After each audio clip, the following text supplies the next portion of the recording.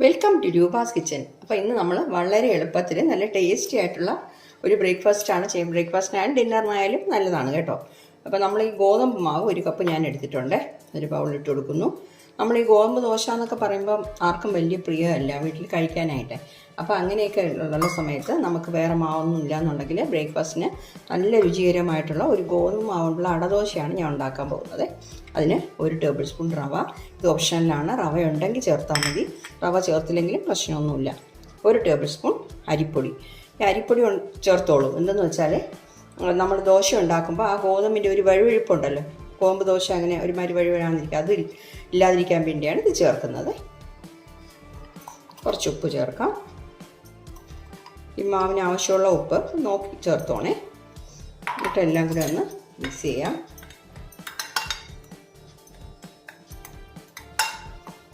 ഇതിൽ കുറച്ച് വെള്ളം ചേർത്തിട്ട് നമുക്ക് സാധാരണ നമ്മൾ ദോശ ഉണ്ടാക്കുന്ന പരുവത്തിൽ കുറച്ചായിട്ട് വെള്ളം ചേർത്ത് മിക്സ് ചെയ്തെടുക്കണം.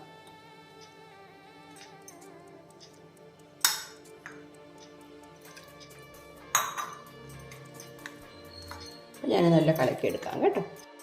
നമുക്ക് കൈവച്ച് കട്ടയില്ലാതെ നല്ല രീതിയിൽ മിക്സ് ചെയ്യാം.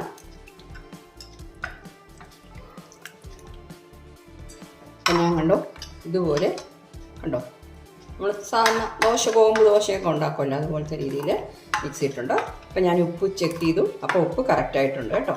ഇനിയിപ്പോൾ ബാക്കിയുള്ളതൊക്കെ ചെയ്യാം. ആയിട്ട് ഞാനൊരു പാൻ ചൂടാക്കാൻ വെച്ചിട്ടുണ്ട്. ഒരു 2 ടേബിൾ സ്പൂൺ എണ്ണ ഒഴിച്ചു കൊടുക്കാം. എണ്ണ ഒന്ന് ചൂടാകട്ടെ. അപ്പോൾ എണ്ണ ചൂടായോ നോക്കി, ചൂടായിട്ടുണ്ട്. ഇനി 1 ടീസ്പൂൺ കടുക് ഇട്ട് കൊടുക്കാം. അതുപോലെ തന്നെ 1 ടീസ്പൂൺ ഉഴുന്നപ്പരിപ്പ് ഇട്ട് കൊടുക്കാം. കടലപ്പരിപ്പ് നിങ്ങളുടെ കയ്യിലുണ്ടെങ്കിൽ ചേർത്താൽ മതി കേട്ടോ. 1 ടീസ്പൂൺ കടലപ്പരിപ്പ്. ഫ്ലെയിം തീരെ കൂട്ടി വെക്കണ്ട, നമ്മുടെ പരിപ്പുകളൊക്കെ ഒന്ന് ചുമന്ന് കിട്ടണം. ഇതിൻ്റെ കൂടെ നമുക്ക് കട്ട് ചെയ്ത് വെച്ചിരിക്കുന്ന, തീ കുറച്ച് വെച്ചോണേ, കട്ട് ചെയ്ത് വെച്ചിരിക്കുന്ന ഇഞ്ചിയും പച്ചമുളകും, 2 പച്ചമുളകും 1 ടേബിൾ സ്പൂൺ ഇഞ്ചി കൊത്തിയരിഞ്ഞത് അതിട്ട് കൊടുക്കുന്നു. നമ്മുടെ പരിപ്പുകളൊക്കെ ആവശ്യത്തിന് ചുമന്നിട്ടുണ്ട്. ഇനിയിപ്പോൾ ഇതിൽ ഒരു മീഡിയം സൈസ് സവാള കട്ട് ചെയ്തത് അതിട്ട് കൊടുക്കുന്നു. സവാളയിൽ നല്ല രീതിയിൽ വഴറ്റണമെന്നില്ല, ഒരു 3/4 ഭാഗം ഒന്ന് എഴുതി വയ്ക്കിയാൽ മതി.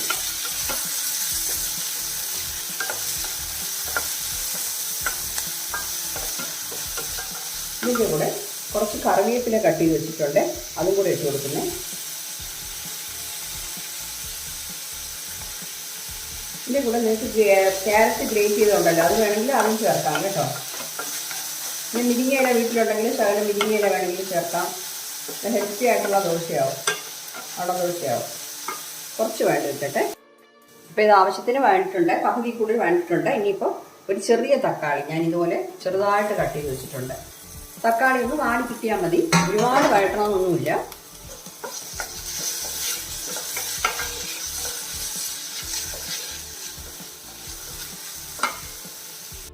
തക്കാളി തീരെ പൊടിയായിട്ട് കട്ട് ചെയ്തിട്ടോണേ, അപ്പം പെട്ടെന്ന് തന്നെ നമുക്ക് വഴണ്ട് കിട്ടും.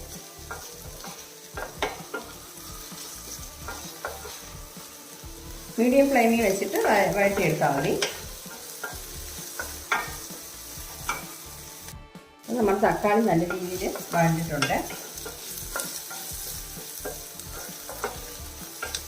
ഇനി ഇതിൻ്റെ കൂടെ കുറച്ച് മല്ലിയില ചേർത്ത് കൊടുക്കാം. ഒരു പിടി മല്ലിയില ചേർത്ത് കൊടുക്കുന്നു. മുരിങ്ങയില ഉണ്ടെങ്കിൽ മുരിങ്ങയില ശകലം ചേർക്കാം. ഞാൻ പറഞ്ഞ പോലെ ക്യാരറ്റ് ഗ്രേറ്റ് ചെയ്ത് ചേർക്കാം, അതൊക്കെ നല്ലതാണ്. ഞാൻ ഫ്ലെയിം ഓഫ് ചെയ്യുന്നേ. ഇത് തണുത്തതിന് ശേഷം നമുക്ക് ആ ഗോതമ്പ് മാവ് കലക്കി വെച്ചിട്ടുണ്ടല്ലോ അതിൽ ചേർത്ത് കൊടുക്കാം. തണുക്കണം, തണുത്തിട്ടേ ചേർക്കാവൂ കേട്ടോ, അല്ലെങ്കിൽ ആ മാവ് കട്ടായിട്ട് കട്ട പിടിക്കും. ഫ്ലെയിം ഓഫ് ചെയ്യുന്നു.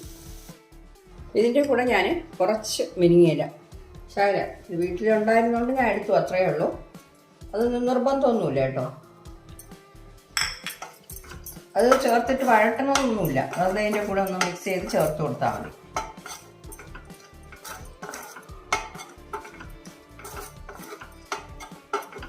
തണുത്തിട്ടുണ്ട്. നമുക്കിങ്ങനെ മാവിൻ്റെ കൂടെ ചേർക്കാം. അപ്പോൾ ഇതും കൂടെ നമുക്ക് മാവിന് ചേർത്തേക്കാം.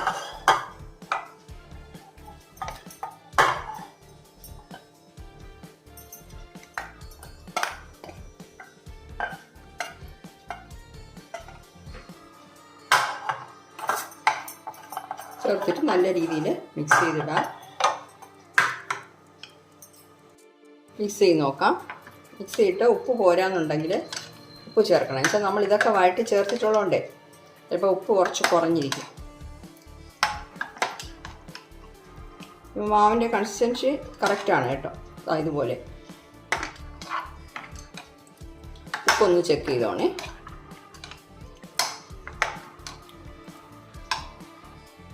ഇതിൽ നമുക്കിനി ഒരു 2 നുള്ളു മഞ്ഞൾപ്പൊടി ചേർത്ത് കൊടുക്കാം. കുറച്ച് മതി.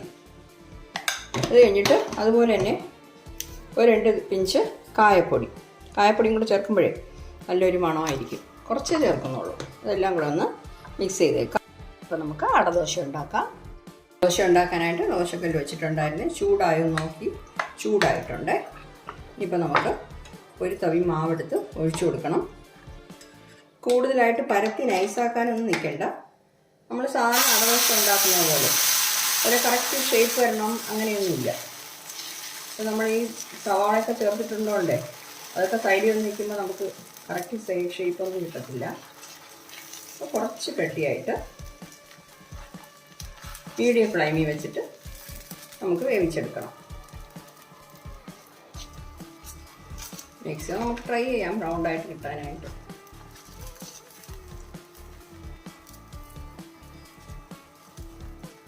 ഓക്കെ, ഇനിയിപ്പോൾ മീഡിയം ഫ്ലെയിമിൽ വെച്ച് വേവിച്ചെടുക്കാം.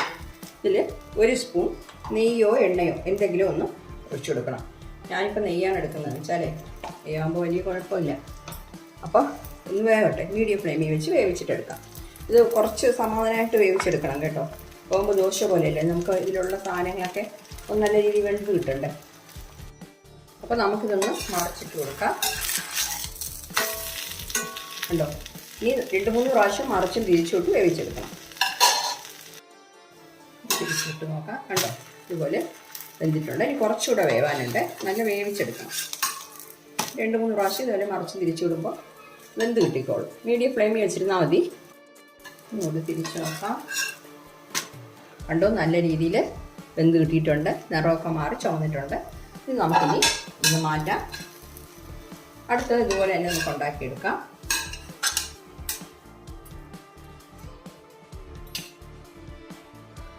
അടുത്തത് ഞാൻ ഇതുപോലെ തന്നെ ഉണ്ടാക്കിയെടുക്കാം.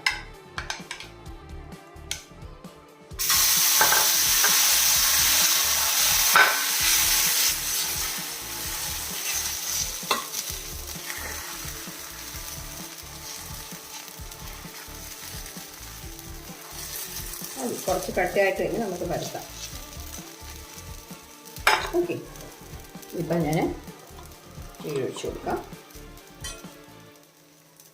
1 ടീസ്പൂൺ മതി കേട്ടോ. വേകട്ടെ. നമുക്കിത് മറിച്ചിട്ട് കൊടുക്കാം. അപ്പോൾ കണ്ടോ, നമ്മുടെ രണ്ടാമത്തെ അടദോശയും നല്ല വെന്തിട്ടുണ്ട്. ഞാൻ ഫ്ലെയിം ഓഫ് ചെയ്യുന്നത്. ബാക്കിയുള്ള ഞാൻ പിന്നെ ഉണ്ടാക്കിക്കോളാം. എളുപ്പത്തിലുള്ള ഒരു ചട്നിയും കൂടെ പെട്ടെന്ന് തന്നെ നമുക്ക് അരച്ചെടുക്കാം. ഞാൻ 3 ടേബിൾ സ്പൂൺ തേങ്ങ, ഒരു 4 ടേബിൾ സ്പൂൺ ആയാലും കുഴപ്പമില്ല. ഒരു അരക്കപ്പിന് കുറച്ച് കുറവായിട്ട് 2 ചെറിയ ഉള്ളി, ഒരു ചെറിയ കഷ്ണം ഇഞ്ചി, ഒരു 3 പച്ചമുളക് ഇട്ടിട്ടുണ്ട്. ഇതിൽ നമ്മൾ കുറച്ച് പൊരികടലയും കൂടെ ചേർക്കാം. 1 ടേബിൾ സ്പൂൺ കയ്യിലെടുത്തിട്ട് കുറച്ച്, അത് വലിയ അളവൊന്നും നോക്കാനില്ല. അതിൽ 1 ടേബിൾ സ്പൂൺ ചേർക്കാം. എന്ന് വെച്ചാൽ ഈ പൊരികടല നമ്മുടെ ഹെൽത്തിന് വളരെ നല്ലതാണ്. ശകലം ഉപ്പ് ചേർക്കുന്നേ. പണ്ടൊന്നും നമ്മളത് ചേർക്കില്ലായിരുന്നു. ഇപ്പം അതിൻ്റെ ഗുണം അറിഞ്ഞതിന് ശേഷം ഞാനും ചേർക്കും.